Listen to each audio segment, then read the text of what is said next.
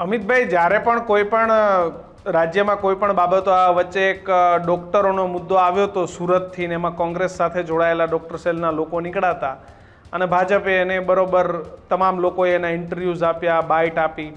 જ્યારે પણ કોઈ પણ ઘટના પકડાય છે તો પછી એની તપાસ થાય તો નીચેથી ક્યાંક કોંગ્રેસના નામ આવે છે. તો આવી બધી ઘટનાઓમાં ભાજપે બિલકુલ મીડિયામાં જઈને અવાજ કે પોતાની, અને કોંગ્રેસ આવી ઘટનાઓમાં એવું કહેતી હોય છે કે ભાઈ કોંગ્રેસનો હોય તો તમે એને લઈ લો જેલમાં, અમને વાંધો નથી. ભાજપ કેમ આમાં ખુલીને એમ નથી કહેતી કે ભાઈ આ ભાજપનો હોય તો એની ઉપર કાયદેસર કરો, પકડી જાવ એને જેલમાં? આવું ખુલીને બોલવાની અવડી મોટી ભાજપમાંથી કોઈની હિંમત નહીં હોય, કારણ કે ખોટું કરનારે ભાજપ કો કોંગ્રેસના નથી હોતા, એ ખોટું કરનાર જ હોય છે.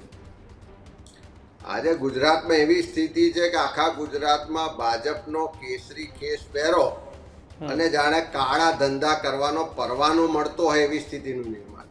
આજે તમે જોયું હશે કે સુરતમાં ભાજપનો હોદ્દેદાર ગેંગ રેપ એક દીકરી પર કરે છે અને એની ફરિયાદ નોંધાઈ. પહેલા અનેક વખત રાજકોટમાં પણ જસદણમાં ત્યાં હોસ્ટેલની દીકરીઓ પર દુષ્કર્મ કરવાના, શોષણ કરવાના આક્ષેપો લાગે, એ પણ ભાજપના કાર્યકરો નેતા પર.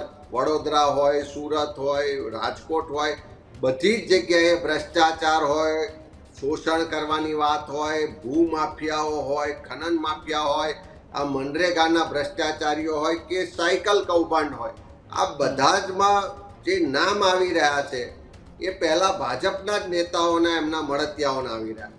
પણ એવા લોકો પર કાર્યવાહી નથી થતી, એમના વરઘોડા નથી નીકળતા, એમનું બધું જ ઢાંક પીછોડો કરવામાં આવે.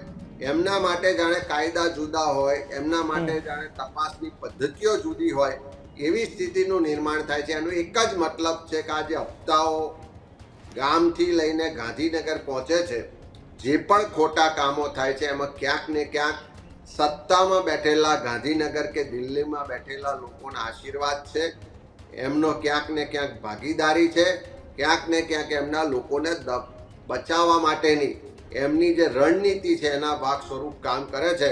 પણ હવે આ બધું ખુલ્લું પડી ગયું છે, પાપનો ઘડો ભરાઈ ગયો છે, અને જે રીતે ભાજપનો આંતરિક ગેંગવોર છે, આંતરિક અસંતોષ છે, કે આ દાહોદમાં પણ આ જે કૌભાંડ બહાર આવ્યું એમાં કિશનભાઈ ઘણા બધા ભાજપના હોદ્દેદારોએ, નેતાઓએ પણ અમને માહિતીઓ મોકલી અને પુરાવા એટલે તમને ફોન કરીને કહેતા હશે ને કે અમિતભાઈ તમે બોલો, અમે તો બોલી શકીએ એમ નથી. અંદરનો એમનો આંતરિક ગેંગવોર છે, જૂથવાદ છે, જે લોકોથી દેખાતું નથી કે આટલું ખુલ્લેઆમ ભ્રષ્ટાચાર થાય, આટલા મોટા કૌભાંડો થાય, તેમ છતાં સરકાર કંઈ બોલતી નથી. તો વિપક્ષ તરીકે તમે બોલો